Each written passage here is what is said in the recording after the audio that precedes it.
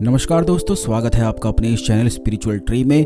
दोस्तों, जैसा कि आप जानते हैं कि नवरात्रि के दिन चल रहे हैं और नवरात्रि में देवी माता की कृपा पाने के लिए काफ़ी लोग पूजा पाठ, व्रत, हवन, यज्ञ आदि वगैरह करते हैं, मंत्रों का जाप भी करते हैं और जितनी भी चीज़ें उनसे हो पाती हैं अपनी शक्ति के अनुसार निश्चित ही करते हैं, जिससे देवी माता की कृपा उन पर हो सके। और ऐसे में जब देवी माता के व्रत, हवन, यज्ञ, मंत्र साधना आदि वगैरह करते हैं तो ऐसे में मन में हमेशा ही ये सवाल उठता है कि जो हम कर रहे हैं वो बिल्कुल सही हो रहा है या फिर नहीं हो रहा है। तो आपको बता दें कि देवी माता की ही तरफ से कुछ संकेतों की प्राप्ति होती है जिसे काफी कम लोग ही समझ पाते हैं। जैसे कि जब भी आप कोई चीजों को करते हैं, जैसे कलश स्थापना लगाते हैं, व्रत आदि वगैरह करते हैं, मंत्र साधनाएं या कोई भी चीजें अगर आप करते हैं तो उसमें देवी माता की ही तरफ से आपको संकेतों की प्राप्ति होती है, जिन्हें काफी लोग समझ नहीं पाते हैं। तो किस प्रकार समझा जाता है ये आज के इस वीडियो में हम आपको बताएंगे। इन चीजों को आप अवश्य ही चेक करिएगा कि ये चीजें आपके साथ होती हैं या फिर नहीं होती हैं। जब भी देवी माता प्रसन्न हो जाती हैं या उनकी तरफ से कृपा आनी शुरू हो जाती है तो वहीं से संकेत भी प्राप्त होते हैं, तो आप इन्हें जरूर ही चेक करें। सबसे पहले तो वीडियो को लाइक करके कमेंट बॉक्स में जय माता दी अवश्य ही लिख दें, जिससे माता रानी की कृपा पर हमेशा ही बनी रहे। तो दोस्तों, आपको बता दें कि नवरात्रि के दिनों में अगर आप व्रत आदि वगैरह रखते हैं तो ये काफी ज्यादा लाभदायक बताया जाता है। इससे स्वास्थ्य के लाभ तो होते ही हैं, बल्कि आध्यात्मिक लाभ की भी बहुत ही ज्यादा अधिक प्राप्ति होती है। व्रत रखने के काफी ज्यादा फायदे ये होते हैं कि जितनी भी बीमारियां या जितनी भी ब्लॉकेज आपके शरीर में होती है, व्रत करने के कारण वो सारी चीजें बिल्कुल ठीक हो जाती हैं।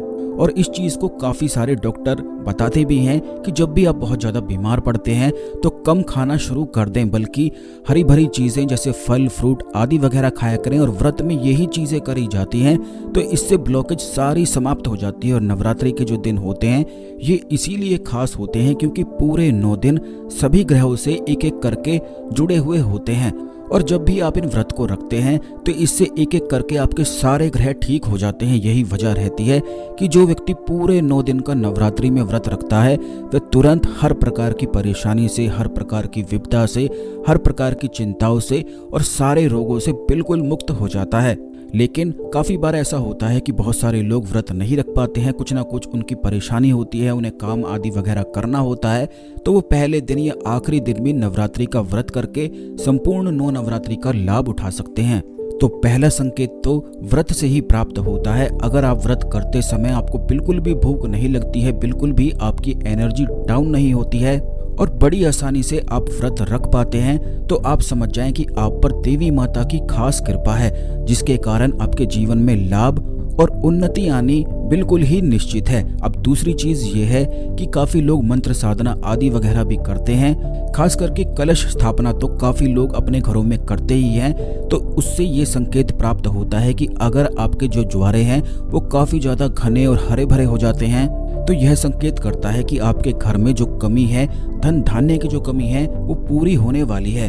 नवरात्रि के दिनों में देवी माता अपने चैतन्य रूप में रहती हैं। यही वजह रहती है कि नवरात्रि में जितने भी पूजा पाठ, हवन, यज्ञ या फिर व्रत आदि वगैरह भी किए जाते हैं तो ये काफी ज्यादा लाभदायक सिद्ध होते हैं। इसीलिए होते हैं क्योंकि इन दिनों में देवी माता चैतन्य रूप में होती है और जितनी भी चीजें आप करते हैं केवल उन्हीं चीजों के आधार पर, उन्हीं चीजों के अनुसार आपके आने वाले दिन और कई साल तक भी हो जाते हैं। इसीलिए नवरात्रि के दिनों में खास संयम रखना चाहिए और जितनी भी खास चीजें होती हैं उन्हें ध्यान में रखते हुए देवी माता की कृपा अवश्य ही प्राप्त कर लेनी चाहिए। तो इस बात का आप अवश्य ही ध्यान रखा करें कि नवरात्रि के दिनों में घी का दीपक अपने घर में अवश्य ही जलाया करें।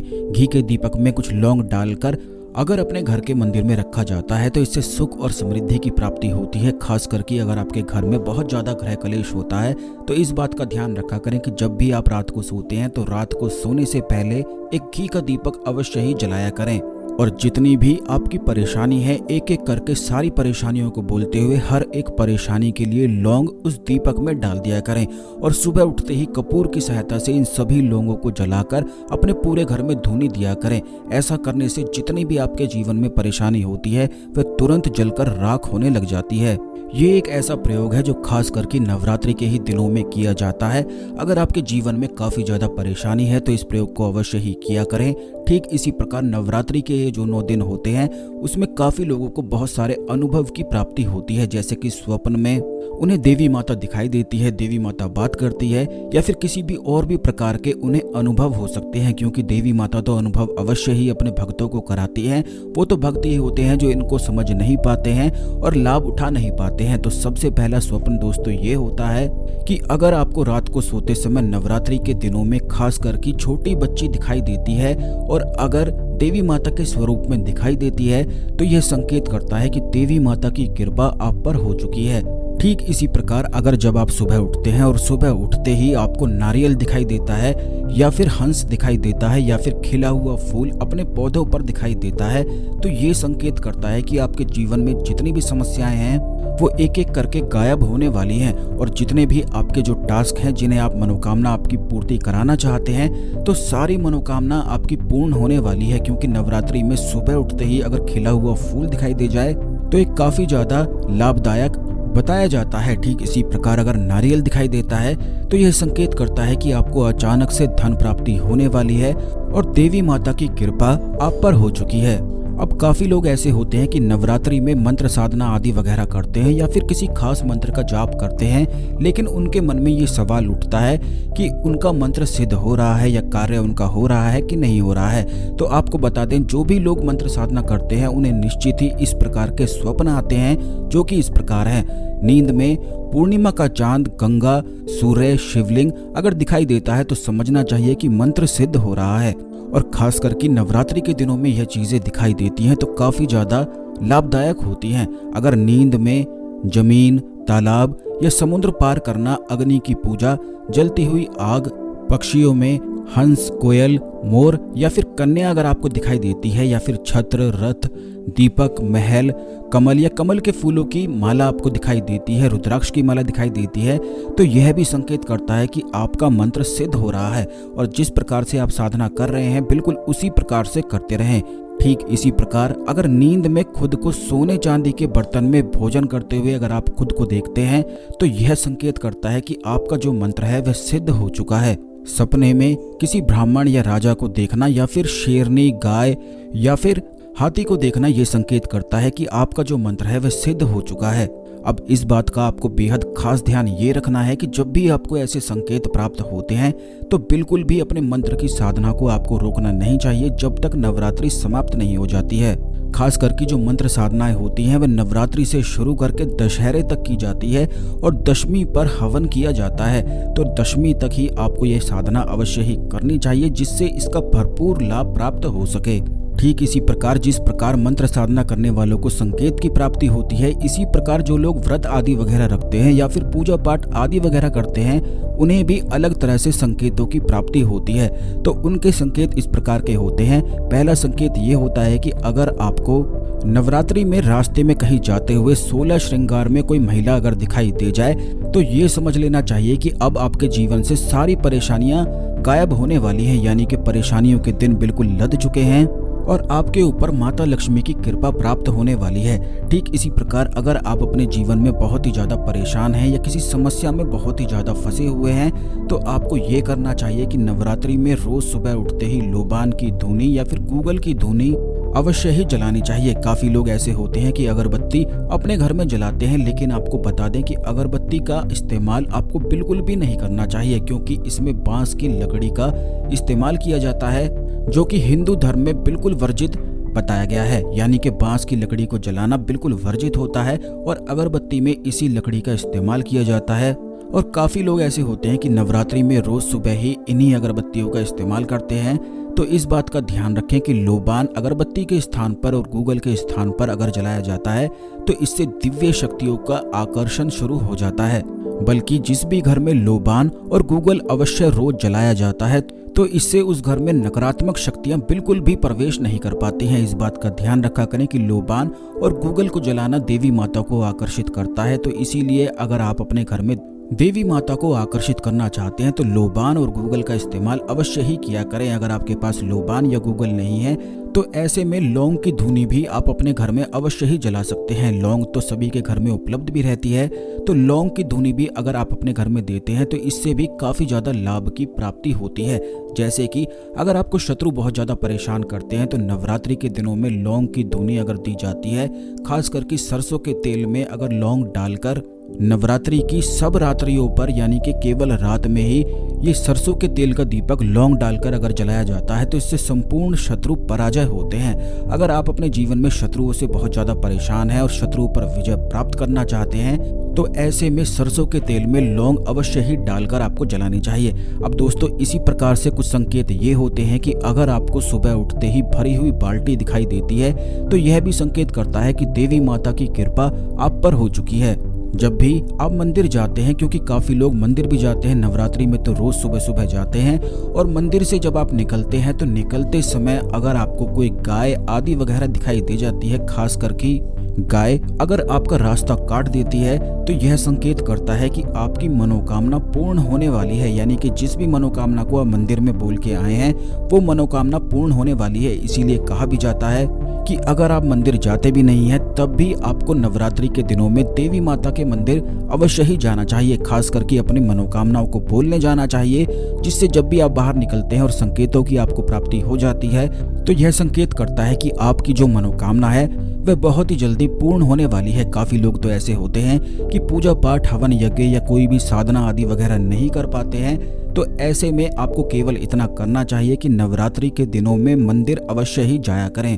एक फूल या फिर कोई बताशे आदि वगैरह, कोई भी भोग आदि वगैरह, जितनी भी आपकी श्रद्धा होती है उसी अनुसार आपको कुछ ना कुछ अवश्य ही लेकर जाना चाहिए और अपनी मनोकामनाओं को बोलना चाहिए, क्योंकि नवरात्रि में देवी माता चैतन्य रूप में होती है और उसी समय में जब आप अपनी मनोकामना को बोलते हैं तो कब कौन सी मनोकामना पूर्ण हो जाए वो आप भी नहीं जान सकते हैं। तो इसीलिए नवरात्रि के दिनों में देवी माता के मंदिर अवश्य ही जाना चाहिए और अपनी मनोकामनाओं को भी अवश्य ही बोलना चाहिए, और फिर जो भी संकेत हमने आपको बताया है उसी संकेत के अनुसार समझ जाना चाहिए कि आपकी मनोकामना पूर्ण हो चुकी है।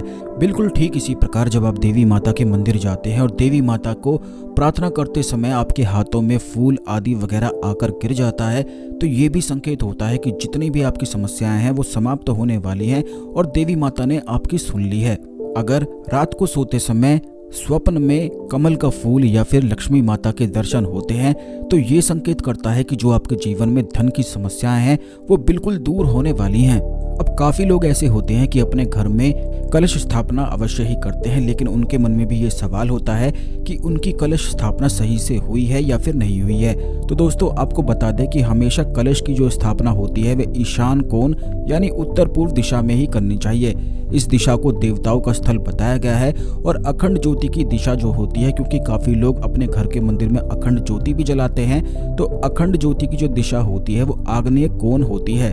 अगर नवरात्रि के दिनों में देवी माता की जो मूर्ति है वह ईशान कोण में लगा दी जाती है तो इससे पूरे घर में सकारात्मक प्रभाव बना रहता है, क्योंकि ईशान कोण जो होता है वह आपके घर का अगर कमजोर होता है तो इससे उस घर में सभी लोगों के मन में हमेशा ही द्वंद्व सा चलता रहता है और काफी ज्यादा परेशानियां उस घर में होती हैं। इसीलिए ईशान कोण को ऐसे ही खास दिनों पर चार्ज करना चाहिए।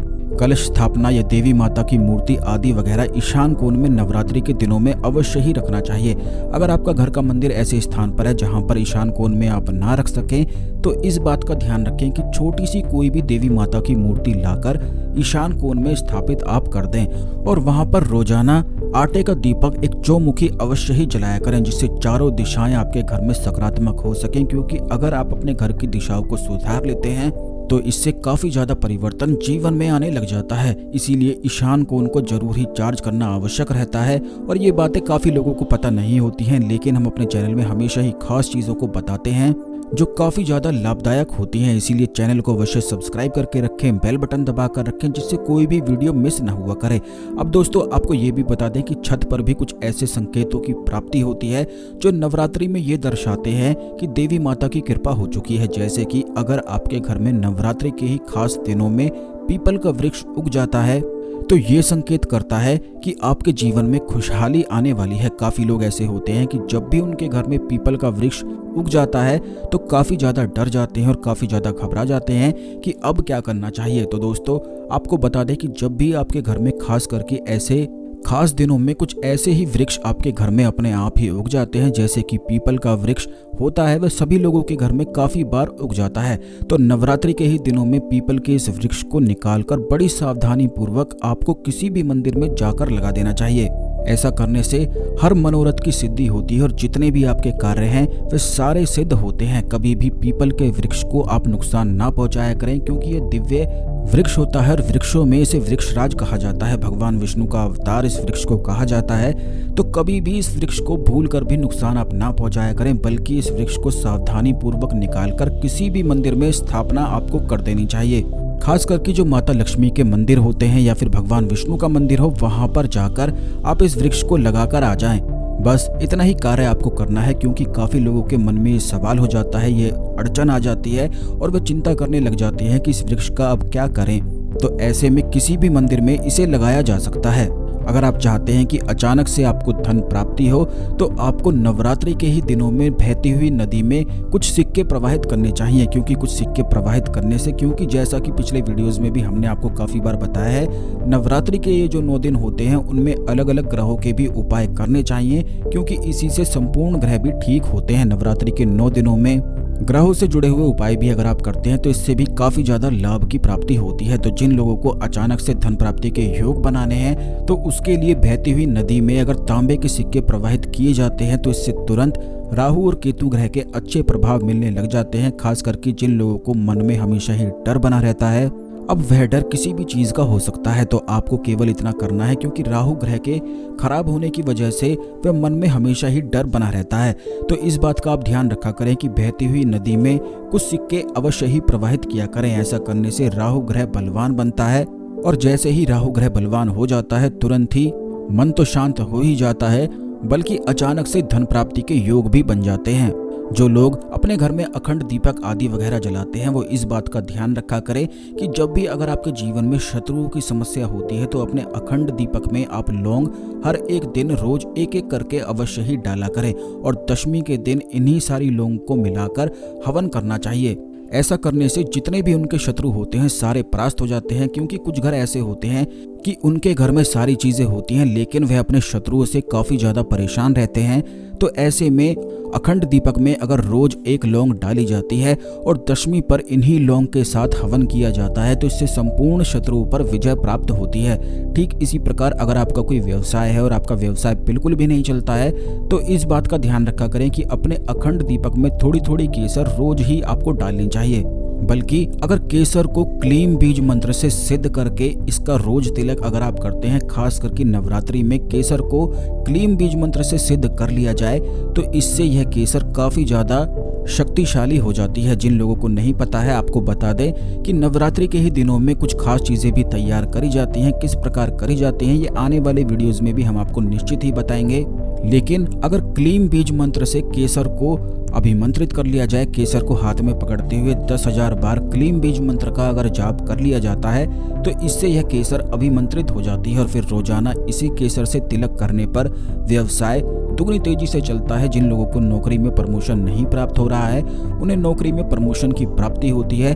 और जो भी लोग कर्जे से अपने जीवन में काफी ज्यादा परेशान हैं, तो उनके कर्ज मुक्ति के पूरे पूरे योग बनते हैं, क्योंकि यह जो केसर होती है इसी से सम्मोहन और आकर्षण भी बढ़ता है। तो इस प्रकार जो हमने आपको बताया है कि केसर को किस प्रकार अभिमंत्रित किया जाता है, उसी विधि के अनुसार आपको केसर को अभिमंत्रित कर लेना चाहिए। अब आने वाले वीडियोस में कुछ ऐसी ही खास चीजों के बारे में हम आपको बताएंगे, जिन्हें सिद्ध करके नवरात्रि के दिनों में आप अपने घर में रख सकते हैं और इनका लाभ उठा सकते हैं। इस खास जानकारी को अन्य लोगों के साथ भी अवश्य शेयर करें, जिससे सभी लोग इस जानकारी का लाभ उठा के अपने जीवन में आगे बढ़ सकें। इसी प्रकार की ज्ञानवर्धक जानकारी हमेशा पाने के लिए चैनल को अवश्य सब्सक्राइब करके बेल बटन अवश्य ही दबा दें। तो आज के लिए केवल इतना ही।